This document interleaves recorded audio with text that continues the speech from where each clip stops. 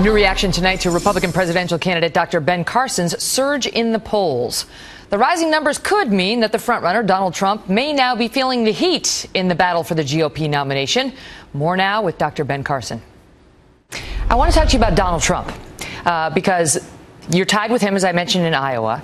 And the head-to-head matchups that Monmouth offered voters, in those head-to-head matchups, you were the only Republican that beat Donald Trump, and handily, as you can see here, 55 to 36%. Now, he kind of already attacked you in the wake of that, went after you a little bit. I don't know if it's a full attack, but he said, look, I like Dr. Carson. He's a nice guy, but he hasn't created jobs. He's been a doctor in an operating room with a couple of nurses. I, on the other hand, have created tens of thousands of jobs, or over 10,000 jobs, he says, over the course of my career. It's just not the same. Your response to that? Well, my response to that is that, interestingly enough, and perhaps a lot of people don't know this, I've actually done things in my life other than medicine. I have decades of experience on corporate boards, Kellogg, Costco, Vaccinogen, started a national nonprofit, have been involved in multitudinous things. But of all the things that I've been involved in, the one that I cherish most is being involved in saving the lives of young children, giving them not only longevity, but quality of life, changing a dark situation into a situation of light for those families. I think that far exceeds anything I've ever done in the world of business.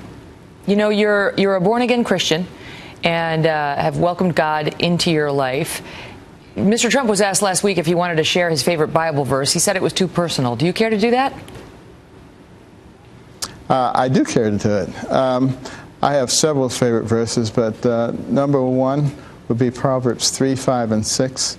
Trust in the Lord with all your heart. Lean not to your own understanding. In all your ways acknowledge him, and he will direct your path.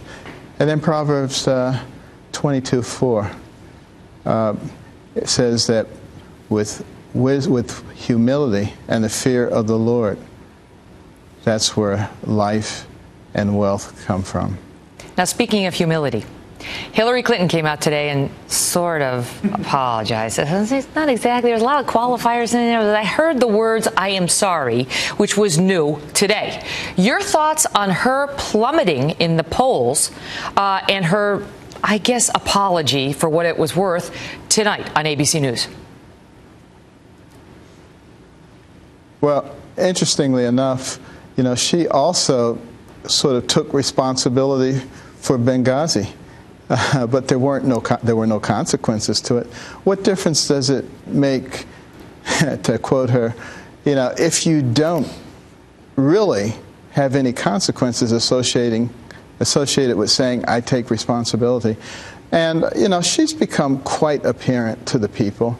As much as I'd like her to be the Democratic candidate, I don't think she's going to be. Really? For that reason. Who do you think it's going to be? Continue to sink. No, I don't think it's going to be her. I think the Democrats have more sense than to put somebody up as their candidate who really is not going to win, no matter who's running against them. Who's it going to be? Well, there's a lot of possibilities that they can choose from. And, the obvious one is going to be Biden. But, there are a lot of people that they can pull from, and they better start doing it pretty quickly. Dr. Carson, always great to get your perspective. Thank you for being here tonight, sir.